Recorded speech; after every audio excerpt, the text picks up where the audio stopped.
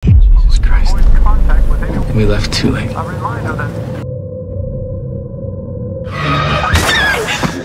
Sebuah film dengan drama percintaan yang kuat, tapi dikemas dalam nuansa yang mengerikan.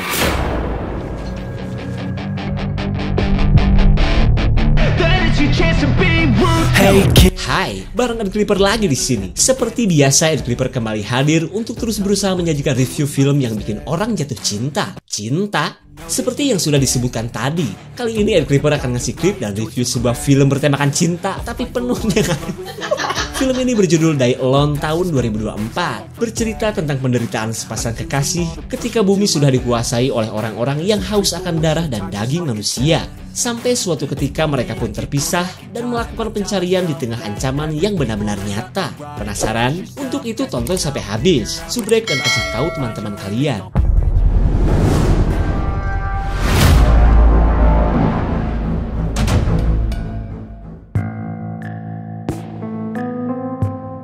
Cerita berawal dari kesedihan seorang pria bernama Ethan yang sedang kehilangan kekasihnya yang bernama Emma. Parahnya lagi, Ethan tidak bisa mengingat apa yang telah terjadi setelah kecelakaan yang ia alami bersama pacarnya. And the bad, the good moments, these are confused. Something I'd rather forget.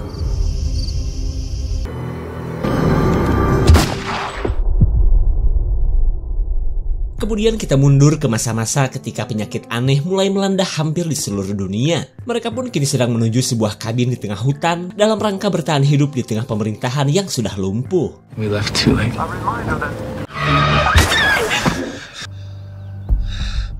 Sampailah di mana Ethan tersadar setelah mengalami kecelakaan. Ia yang terkena amnesia pun berusaha mencari Emma yang sudah menghilang entah kemana. Bahkan dalam keadaan yang masih linglung, Ethan tidak ingat bahwa ia punya cedera di tangannya.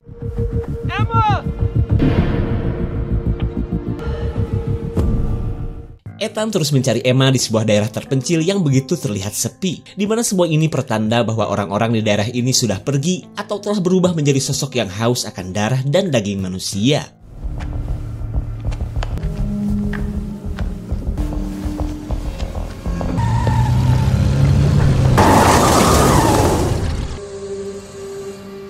Ethan seolah punya harapan saat ia bertemu dengan dua orang penyintas yang bersenjata lengkap. Tapi tiba-tiba, pria ini merasakan adanya ancaman yang mengarah kepadanya.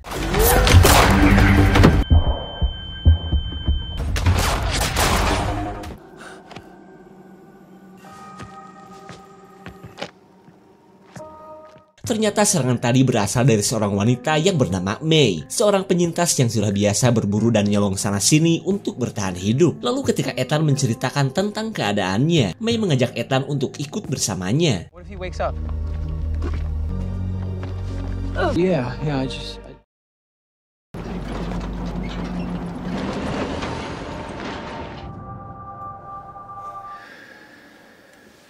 Singkat cerita, Ethan kini berada di rumah May yang merupakan kewes tuir penyendiri. Kemudian ia mencari wanita baik yang telah menyelamatkannya.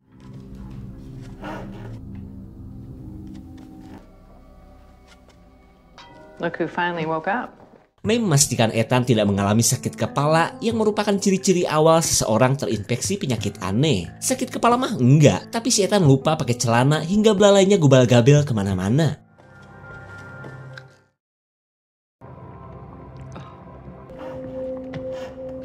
Looking good.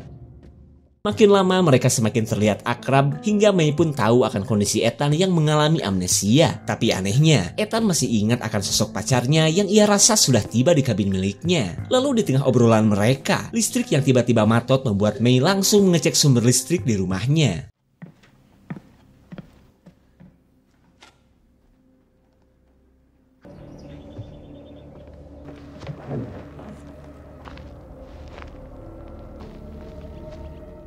Ethan heranlah kemana jasa dua orang kemarin yang telah dihabisi oleh May. Lalu tiba-tiba ia melihat sosok mengerikan yang sepertinya sudah lama dipiara oleh May. She's fine, just don't get too close.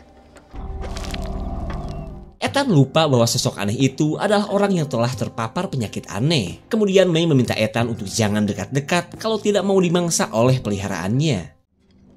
Can I help? How about it?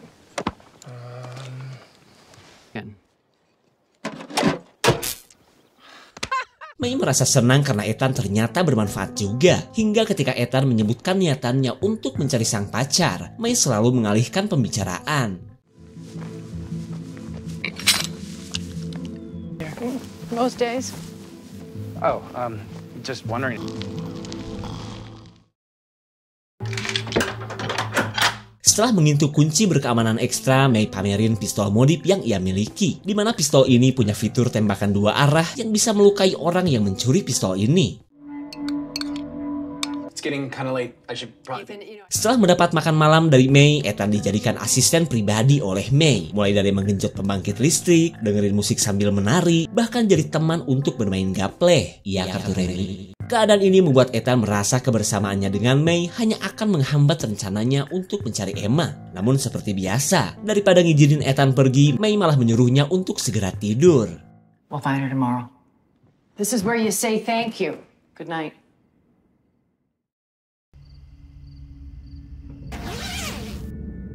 Mumpung May sedang tidur, Ethan berniat untuk pergi ke kabin miliknya karena ia merasa yakin Emma sudah berada di sana dan sedang menunggunya.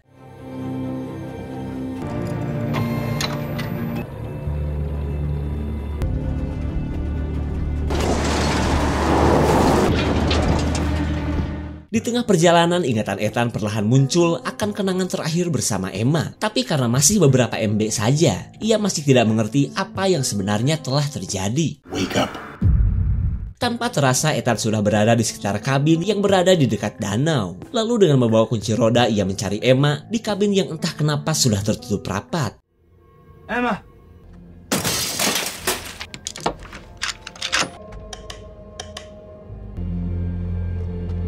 Ternyata kabin milik Ethan sudah dijadikan tempat sembunyi oleh seorang janda gratis anak satu. Lalu setelah Ethan menyebutkan maksud kedatangannya, wanita bernama Yolen ini mengaku tidak pernah bertemu dengan Emma. Ethan heran dong, lah kemana si pacar yang sudah tahunan bersamanya itu?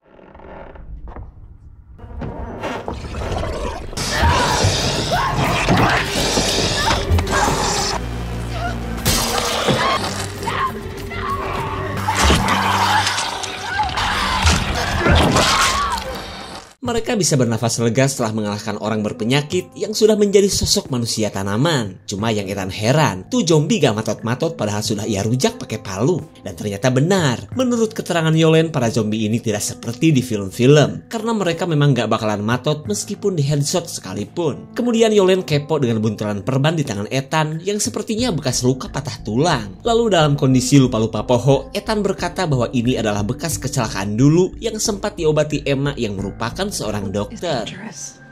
I made a choice.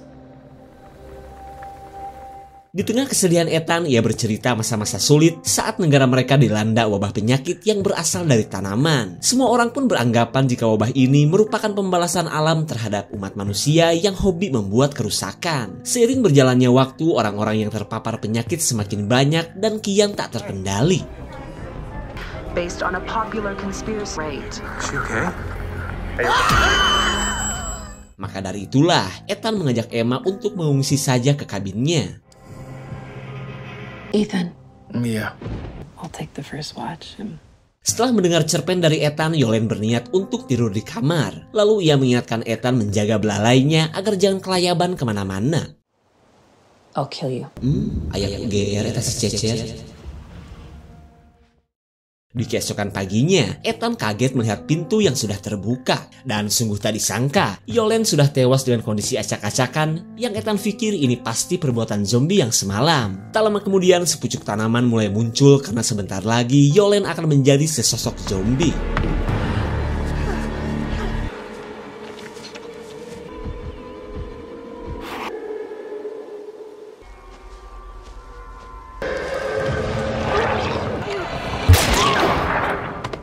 Untung saja May keburu datang dan berhasil melumpuhkan si zombie yang memangsa anaknya Yolen. Meskipun tembakan headshot gak bakal membuat zombie matot, menurut May setidaknya mereka punya waktu untuk pergi dari tempat ini.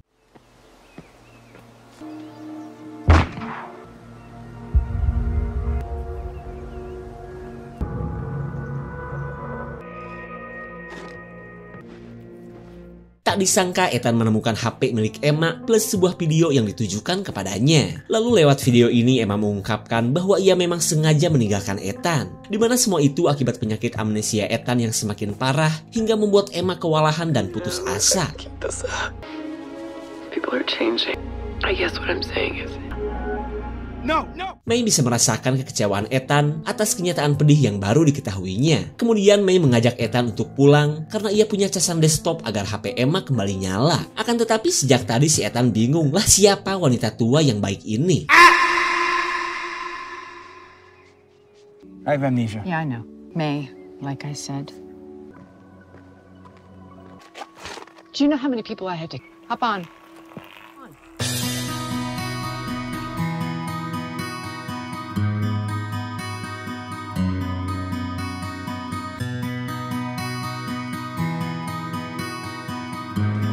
My feet are killing me. What's so funny?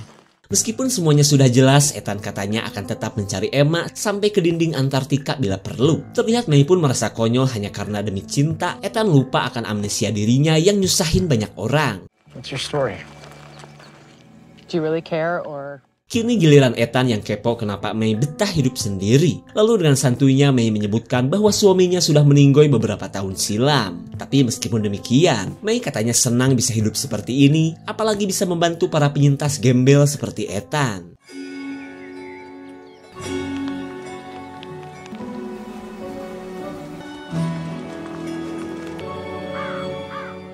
Di tengah perjalanan pulang, mereka lewat ke depan sebuah minimarket yang terasa tidak asing bagi Ethan. Dimana ketika wabah mulai melanda, ia pernah mampir ke tempat ini bersama Emma untuk membeli bekal perjalanan menuju kabin.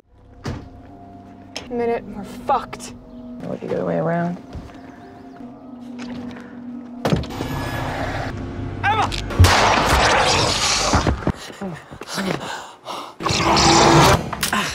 Usaha Ethan dalam mengingat masa lalu selalu membuatnya puyeng. Sementara ingatannya yang masih samar-samar belum bisa dijadikan petunjuk untuk mencari jejak keberadaan Emma. Namun yang pasti Ethan saat ini sedang merasakan lapar dan ingin segera pulang ke rumah May secepatnya.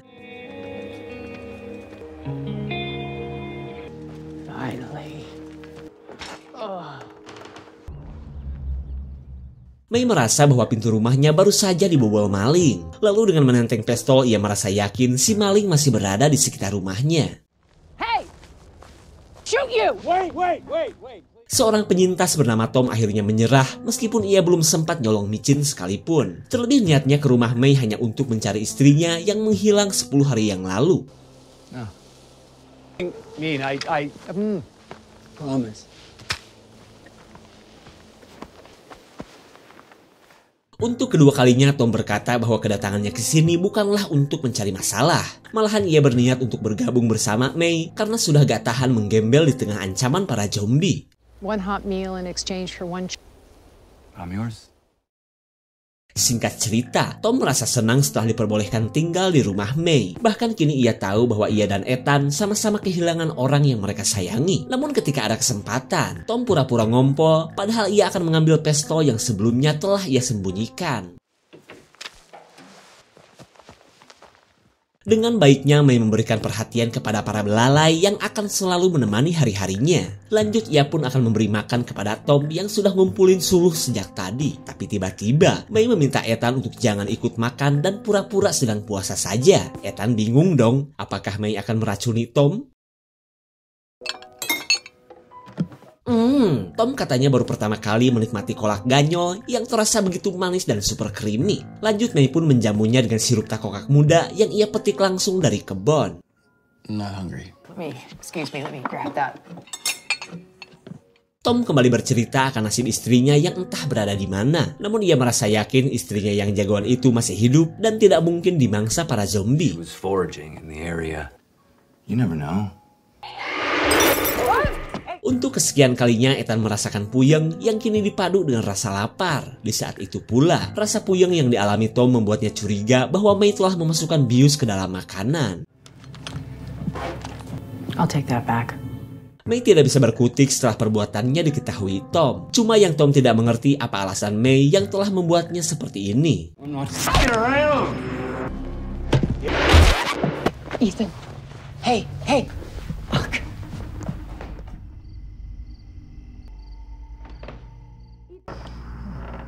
Ethan terbangun saat dua orang penyusup mendatangi rumah May, di mana kedua orang ini adalah anak buahnya Tom yang akan membantu mencari istri bos mereka. Tak lama kemudian, kedatangan May yang membawa sebuah suntikan bisa dengan mudah ditangkap para anak buah Tom.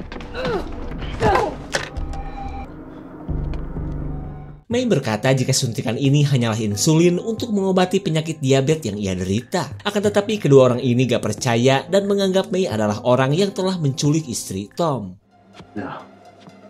Tom yang baru sadar berniat untuk menggeledah rumah, kali aja mendapatkan petunjuk akan keberadaan istrinya. Dan jika sampai menemukan sesuatu hal yang mencurigakan, Tom berjanji akan menghabisi May. Tom merasa yakin bahwa May telah menghabisi istrinya. Terlebih kepergian istrinya itu adalah untuk mencari suplai dari rumah ini. I'll make it.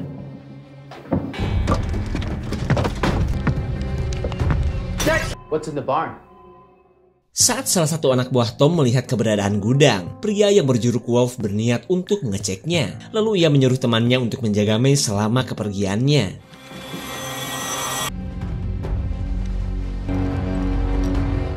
Ethan menemukan sebuah kalung yang terlihat gak asing. Tak lama kemudian Ethan pun ingat bahwa kalung ini adalah milik Emma. It was Emma's.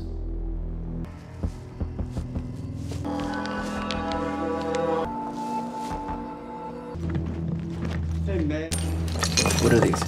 May cuma bisa terdiam saat Tom menemukan banyak harta benda yang sudah pasti milik orang lain. Lalu tiba-tiba Tom kaget saat melihat sebuah kalung milik istrinya. Tanpa Wolf sadari, di gudang milik May ini sudah terpasang sebuah jebakan yang mematikan. Lalu ia semakin penasaran untuk melihat isi gudang yang dikunci menggunakan gembok ini. May menyuruh Ethan untuk meletakkan pistol modif miliknya, tapi boro-boro nurut. Ethan kini sedang emosi karena menganggap May telah menghabisi Emma. Is she dead? Is she dead? Long time ago. May tiba-tiba berkata bahwa Emma memang sudah tewas. Perkataan ini pun membuat Tom semakin emosi dan berniat untuk langsung menghabisi May. Hey, kid. Can you tell? What are we gonna find? Sama seperti halnya Ethan, Tom pun menganggap May telah menghabisi istrinya. Ia pun merasa yakin Emma adalah penculik sadis yang selalu menyembunyikan jasad para korbannya di dalam gudang. Tell me what? Ketika Wolf menemukan peralatan operasi, May tiba-tiba berkata bahwa Ethan tidaklah sakit atau amnesia, melainkan sudah menjadi zombie. Lalu ketika Ethan terlihat syok, Wolf menemukan si penyintas di awal film tadi yang ternyata masih hidup meskipun kini sudah kehilangan tangannya. Dengan satu jebakan saja, kedua anak buah Tom tewas seketika, hingga mereka pun akhirnya menjadi santapan peliharaan May. Sementara Ethan yang masih syok baru ingat bahwa kematian Yolen di kabin adalah perbuatannya yang telah memangsa janda malang itu. Tangan Tom auto rampung karena pistol May belum disetting ke setelan normal. Kemudian May segera meloloskan diri ketika Ethan yang kelaparan tertarik untuk menikmati tubuhnya Tom.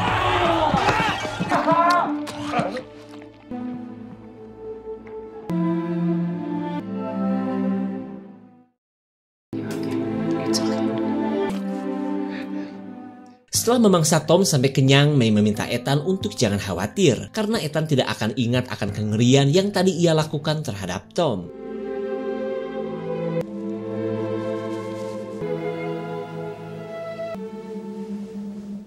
Saat kondisi Ethan sudah pulih, ia kembali lupa akan apa yang telah terjadi, termasuk kepada May yang selama ini menolongnya. Dan karena gudang sudah terbakar, May mengajak Ethan berburu hewan ke tengah hutan. Tak lama kemudian, sepenggal ingatan Ethan kembali muncul setelah ia dan Emma mengalami kecelakaan, di mana pada saat itu mereka akan mendatangi rumah May untuk mencari bantuan.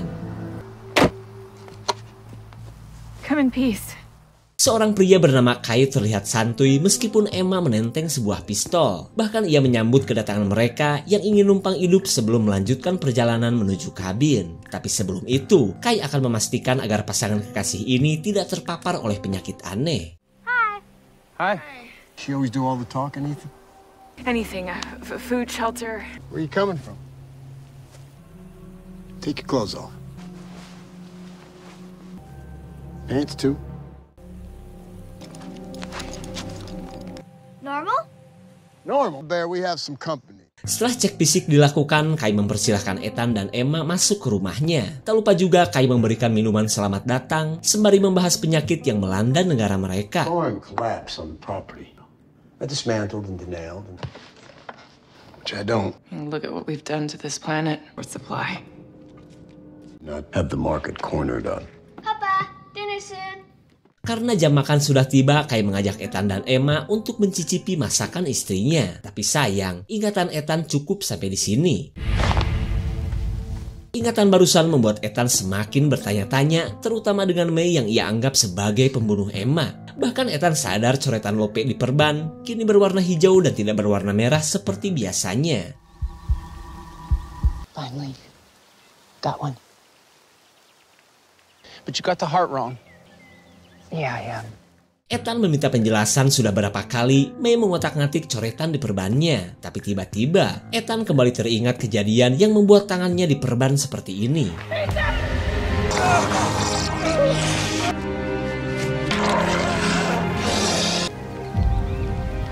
And then you remember. Ternyata perban di tangan Ethan ini adalah usaha Emma yang tidak mau kejombian kekasihnya diketahui orang-orang. Jadi jelas ya, Ethan sudah salah sangka bahwa perban di tangannya bukanlah bekas patah tulang. Kemudian May menambahkan jika sudah makan daging atau darah, para zombie memang bisa mengingat masa lalu meskipun cuma sedikit. Kembali ke masa lalu ketika istri Kai akan menjamu tamu mereka. Sementara Kai sendiri masih belum berani untuk bertanya tentang perban di tangan Ethan. It's the least we could do. Shall we say grace? Actually... Ketika Ethan lapar akan daging manusia, Emma yang panik berbohong dengan menyebut pacarnya ini kebelet boker. Lalu ketika Emma pergi ke WC, Kai dan istrinya bisa menebak bahwa Ethan sudah terpapar penyakit aneh. More than ever, your flock needs guidance. From the bounty of Christ our Lord. Emma meminta Ethan bersabar karena ia sedang mengumpulkan keberanian untuk membuat keluarga Kai bisa siap dimangsa. Lalu Emma menyuruh Kai menunggu karena ia akan menghabisi keluarga Kai terlebih dulu. Is everything okay? Thank you again for your... Kai langsung menyuruh istri dan anaknya pergi ke dapur dengan alasan akan berbicara kepada Emma. Terlihat Emma pun ketakutan apalagi saat Kai mengeluarkan sepucuk pistol. Where is your gun? Kai kecewa kenapa Emma tidak jujur akan kondisi Ethan yang sudah terpapar penyakit. Ia pun heran kenapa Emma masih merawat orang yang sudah tidak memiliki jiwa manusia lagi. Lalu Emma berkata bahwa ia tidak akan meninggalkan orang yang selama ini ia cintai. Malahan ia akan terus merawat dan memberi makan Ethan sampai nenek-nenek bila perlu. Kemudian Kai bertanya sudah berapa banyak manusia yang sudah dikorbankan hanya untuk memberi makan Ethan. He's all I have left. Is that how you fool all your victims? Does he? Ethan?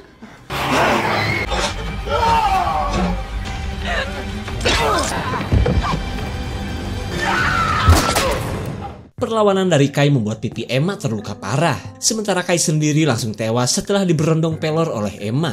Di sisi lain, Ethan sedang asik memangsa istri dan anaknya Kai yang sudah tewas.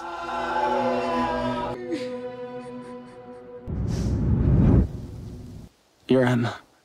Ethan seolah gak percaya wanita tua di hadapannya ini adalah Emma yang selama ini ia cari. Kemudian Emma lanjut menjelaskan bahwa setelah menguasai rumah Kai, ia selalu berburu manusia untuk memberi makan Ethan. Karena dengan teratur makan daging orang, Ethan yang selalu amnesia bisa tetap terkendali dan awet muda sampai sekarang. Dan tanpa Ethan sadari, sudah 25 tahun lebih Emma merawatnya tanpa mengenal lelah. Seperti yang sudah tertulis pada perban di tangan Ethan, di mana setiap tahunnya Emma selalu memberikan tanda satu garis sebagai simbol dari rasa cintanya yang tak lekang oleh waktu. Meskipun ia sadar, Ethan akan selalu amnesia dan tidak mungkin ingat apalagi merasakan kasih sayangnya. I'm a monster. Facing extinction. Sadar dirinya adalah sosok zombie, Ethan meminta Emma untuk membiarkannya mati. Karena baginya apalah arti hidup jika orang yang menyayanginya ujung-ujungnya menua dan mati sendirian. Me neither.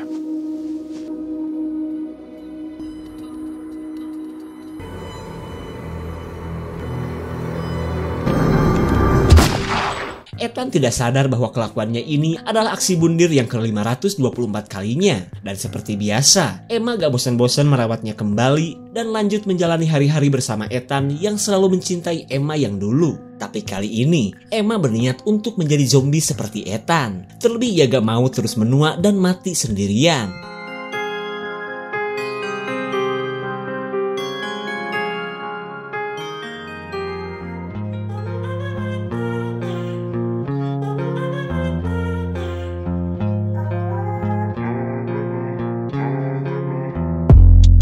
Mungkin kalian masih bingung dengan timeline film ini yang sebenarnya bisa menyesatkan. Karena sebenarnya, kecelakaan yang selalu diingat Ethan adalah kecelakaan yang terjadi 25 tahun yang lalu. Cuma si sutradara sengaja menggabungkannya dengan kecelakaan tunggal Ethan ketika ia mencoba bundir menggunakan mobil. Akan tetapi Emma yang mengganti namanya dengan May gak bosan-bosan membawa kembali Ethan ke rumah mereka. Sementara perjuangan panjang Emma dalam merawat Ethan kini sudah berakhir. Karena sekalipun mereka sama-sama menjadi zombie, rasa cinta pada keduanya akan menghilang dan nantinya sama-sama akan mati dalam kesendirian.